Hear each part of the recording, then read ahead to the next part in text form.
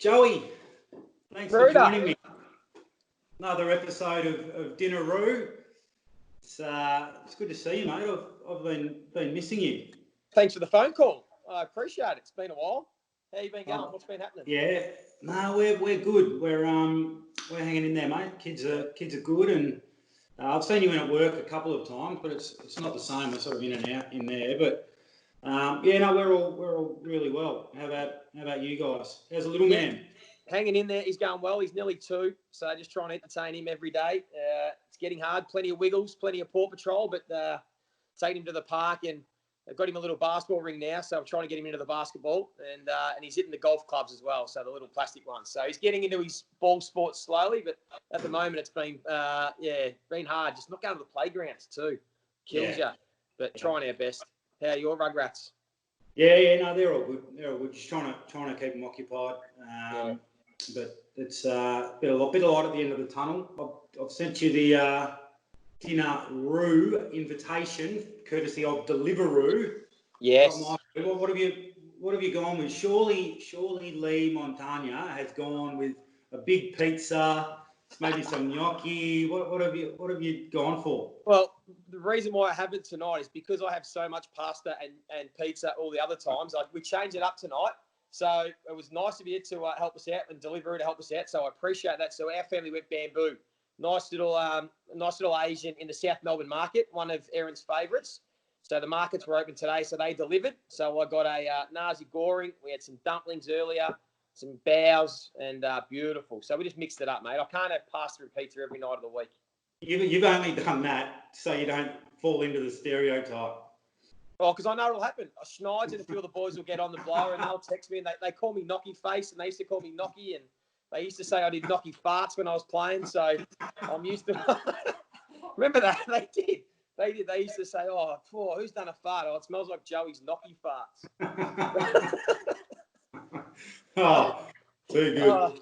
I'll save you. I've gone up the road, so there's a new little American barbecue joint called Cold Blooded Gorilla up the road. So gone with some fries and some brisket tonight. Nice and simple, but absolutely delicious. So we'll probably be getting up there because I'm not sure when we'll be able to get back to the States next and get our barbecue fit. Cass crying over in the corner as I say that. But yeah, no, it's good, mate. And it's a good timing too, because it's hard. Getting lazier, aren't we, during this isolation period? It's just getting harder to get motivated. I reckon the first month I was pretty good, trying to be active, getting stuff done. The last few weeks, it's getting harder. So Deliveroo came in good time, because there are times when you're like, can't be bothered cooking, even though you're home all day. Just nice and easy. Get it, sit down and enjoy a glass of red and some takeout. Yeah, perfect. Hey, so how have you been? How have you been filling the time? So, the Saints are doing the flashback. So it was the 90s over the past month. So I had to catch up with Spider and I had to catch up with Loey and heard how they've been filling in the time. We're up to the 2000s, and who better to catch up with first than my partner in crime through a lot of those years. How have you been hanging in there and filling the time? What have you been doing? Well, as you said, lucky I've got the 2-year-old to keep me on my toes, spending plenty of time with him. I mean, when you think about it, it's really not the worst thing in the world, is it, to be stuck at home with your family for a couple of months? I mean, we're going to look back when we're older and say, how good was it that we could do that? So I know that footy will come back at some stage, so I haven't been panicking, just enjoying the time. And as you know, mate, I'm a footy head, so I've been watching plenty of footy. I watched a lot of those games from the 90s. I watched the one that you did the live recall the other week, the Sydney-St Kilda game. Plugger went berserk. He was so angry that day. He reminded me of Fraser Gehrig, who was the Lockett of our era in regards to his fiery temper and his ability to kick goals. But Plugger, that was enjoyable, that game. That must have been a good one to call. Oh yeah, that was unbelievable. Because I mean, how many times have you met Plugger? I reckon it's maybe 2 or 3. Yeah. So we had the one at the Hall of Fame, which was we all got a photo with him, and got a photo. we're all pretty starstruck that night, weren't we? But you hear all the stories about Plugger, don't you? And how the grandstand used to shake at Moorabbin, and Loey and Harves used to tell the stories. But actually watch a couple of games in full from start to finish, far out. That's why I love doing that game, because you'd heard all the stories, but I'd never actually sat down and watched a full game like that, siren to siren, and even to see blokes like David Grant, guys at Lowy, and guys that we played with that spoke so highly of, to see them play a game, and then you understand why they were rated so highly. So enjoyed that a lot. What about activity wise, mate? You playing the basketball league with a few of the boys. That's obviously on hold. Who's in that team? Yeah, I'm missing the basketball because I'm not one, as you know, I don't love going for runs or going to the gym by myself. I'm someone that'll chase a ball around all day. Love team sports. So we've got a good little team at MSAC with BJ in the team, Andrew McQualter, Kobe Stevens is in the team. So a few Saints boys mixed in with a few other boys. And unfortunately, we got to the finals. We were ready to play our semi-final before COVID struck. So we actually had our season called off. We were second on the ladder. We had a good rivalry going against the top team too. We had a little bit of a run-in during the season, as you can imagine. Normally it's BJ that's the fiery one on the court, but it was actually me this time. Oh, really? Yeah, we had a bit of a run-in. Yeah. So I've got BJ's usually the fiery one. Yeah, but this game, he did afterwards. BJ arced up after the game. Knocked me down with a feather. So a bloke sort of gave me a whack in the back for no real reason, and I just swung my arm back and gave him a little one back. And he sooked up, and they all wanted to fight and all this sort of stuff. So two of them got evicted, kicked out of the stadium, and got a bit heated. And they were the team we were probably going to play in the grand final. So it would have been fun, but unfortunately we missed out. So looking forward to getting back into it. But not much exercise, mate. Occasionally go for a run every now and then, but I'm waiting to play some sports. I know you're still doing a fair bit of training, aren't you? You love it. What have you been doing the last couple of weeks? Yeah, I've been on the bike. I've been buddying up with Jack Rebold a little bit, doing some of his skills stuff with him, and been on the bike a few times. I've been on a couple of rides with Neil, with Jason Blake. Oh, Blakey, which has been good. I was a little bit nervous asking Blakey to come for a ride. We all know what a fitness freak he is, but I had him under control, so that was good. I reckon bikes one of those things that if you just got to do it before you. And I'm not good. Like there are some proper bike riders getting up and down Beach Road, but I got all the lycra, Joey. So at least I look like a cyclist. One of those in lycra. Actually, I was funny when you said you spoke to Blakey. I had touch base with Schneids and Grammy today. After, did you see Jordan Lewis and Ruffy talk about how they used to cheat the skin fold testing?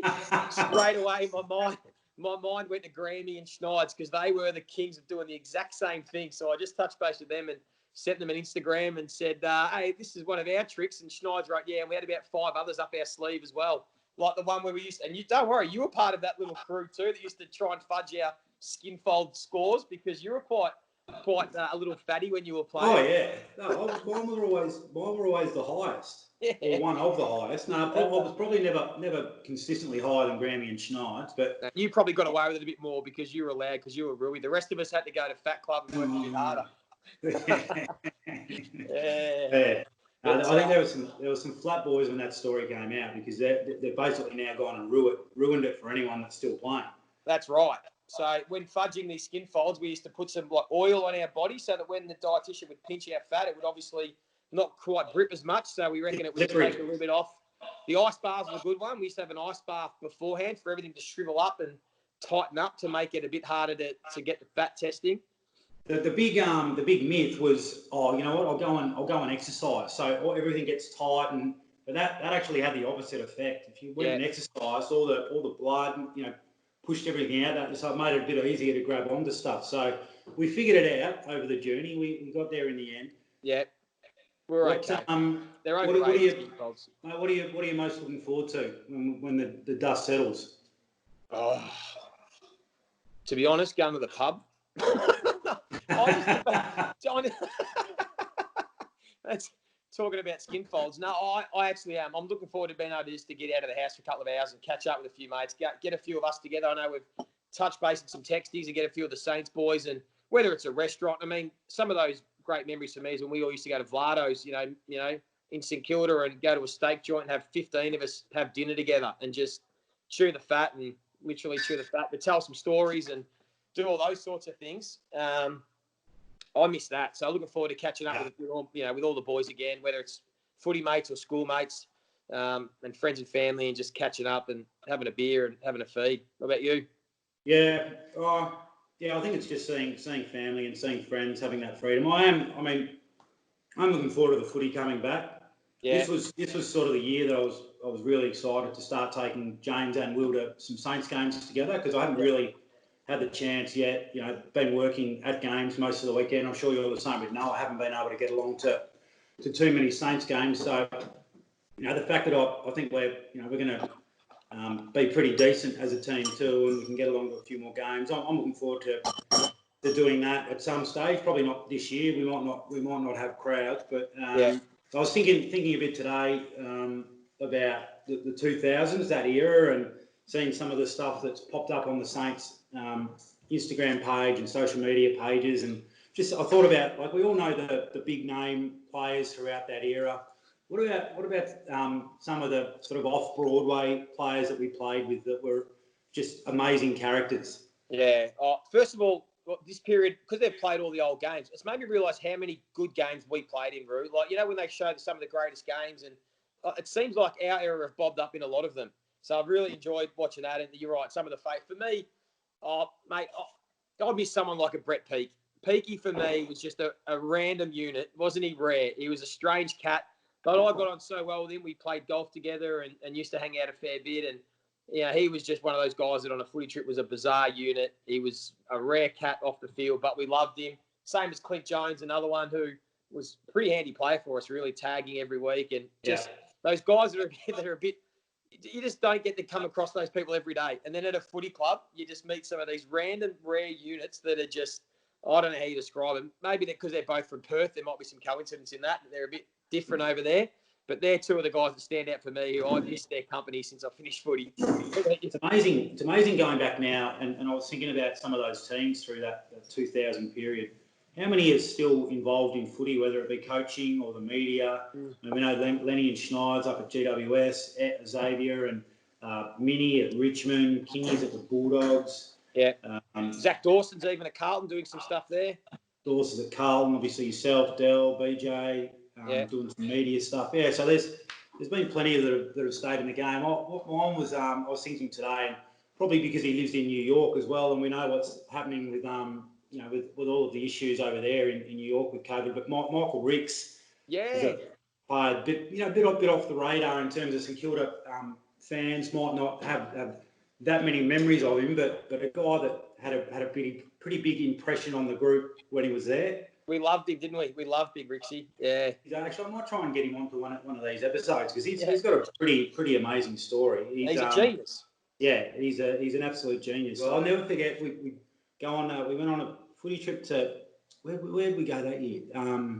Thailand.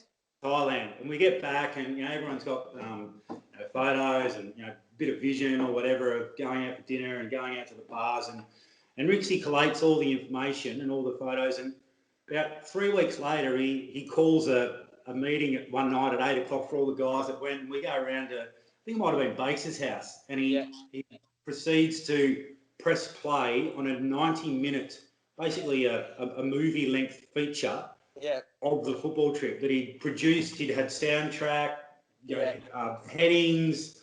It was unbelievable. Yeah, the search for yellow, wasn't it? The search for yellow, because every night we had whoever was best on ground each night of the footy trip would wear the yellow jersey, like the Tour de France. So he named it the search for yellow, didn't we? Have you still got I've lost that DVD. I haven't got that anymore. I'd love to see. Probably a good thing. Yeah, yeah, true. Back at Moorabbin. Yes. Does that frustrate you at all now that they're back there, or you're just completely happy for the club and think it's obviously a great thing? I mean, we've been down there and we've seen it, and we remember what it used to be like, even though we absolutely loved it, but it's pretty impressive, isn't it? Yeah, absolutely. And I still remember that the biggest, whoever, I think it might have been Matt Finnis, who said, well, when St Kilda win their next premiership, where will everyone congregate? And that was the comment, and everyone said everyone would congregate at Moorabbin. So that is the spiritual home. That's why, we've been at Junction Oval. You can talk about sort of Fitzroy Street or Ackland Street. We tried Seaford, but it's the spiritual home. And I'm glad that we're back there, and it's a great facility now. It's world class. And when we do win the premiership, that joint, there'll be hundreds of thousands of people there. It'll fill. I'll never forget when we played grand final week and there was like 20,000 people come out to watch us train, and they filled Moorabbin around. It was that was probably one of the best experiences of my life, that training session, where we had 20,000 Saints fans giving us a standing ovation as we did our warm-up lap. So I'm glad they're back at Moorabbin. Absolutely love it. Is that one of your best memories in footy? Yeah, it is. Yeah, mate, I still remember how because every time an individual player ran out the race to go onto the training track, they all got a massive roar. And there were a few blokes that I remember deliberately ran back inside, pretended they forgot something so they could run out again and get another roar. And then I'll never forget you. We did our warm-up lap, and everybody clapped the whole way around, and we just soaked it all up. And we got to the end, and you looked around and you said, "Do you reckon we should do another warm-up lap?" And all the boys said, "Yeah, let's do a second one." So we did 2 warm-up laps because it was just such it was an amazing experience. I love that whole grand final week, but that training session, I'll never forget that. Yeah, it was pretty awesome. Yeah, Hey, I'm interested. What of all the current St Kilda players now? There aren't too many left that we played with, particularly through that 2000s year. I think maybe Gears might have played some games in 08 and 09. Yeah, that's about it. Armo played a couple, but he's gone. He's probably the last one, I think. Yep. So Noah's 2 very soon. Yeah. Whose number are you going to put on his back? Yeah, I'm a big Jade Gresham fan. I love little Gresh. I got on really well with him when I was still at the club. He's a northern suburbs boy like me. He's got a little bit of cheek about him. He's a bit of a smart aleck, which I like, but he can seriously play. He's got some real talent. He's a good kid, so I reckon we'll get the number 4 on the back, and Noah can run around and pretend to be Jade Gresham, because I reckon he'll give Saints fans some big highlights for the next 10 years, and I wouldn't be surprised if he's the next Brownlow medalist to come out of the footy club. No, I was thinking you might say Hunter Clark, so might just have to get them to edit this bit out so Hunter doesn't tear up. You passed on your number to him. I did, but I don't want Noah running around number 11. I reckon that looks a bit wanky. So I'd rather Noah run around in Gresham number. But I did. I gave it to Hunter Clark deliberately because I rate him so highly. I reckon he's a jet. He moves a bit laconically, and I can understand it. A little bit like Dalt. Sometimes it frustrated people, but they don't understand that they're actually a lot tougher than they look. They win the contested ball. He can kick both feet. He's a beautiful player, Hunter Clark. So he'll be a star. Yeah, but I reckon I don't want Noah running around number 11. He can wear a different number. It's been good catching up. Hopefully we can do it again in person soon. Get a few of the boys together, get a few bags of these, and we'll have a good night and have a good catch up with everyone throughout that period. But hang in there, mate. Stay safe. Thanks for the call, Rooey. Thanks to the Deliveroo for helping me out with a nice feed for the night, and thanks for the catch up, Roo. We'll speak soon, mate. Love to Aaron and love to Noah. Yeah, same to your family. See you, pal. See you, man. Love you.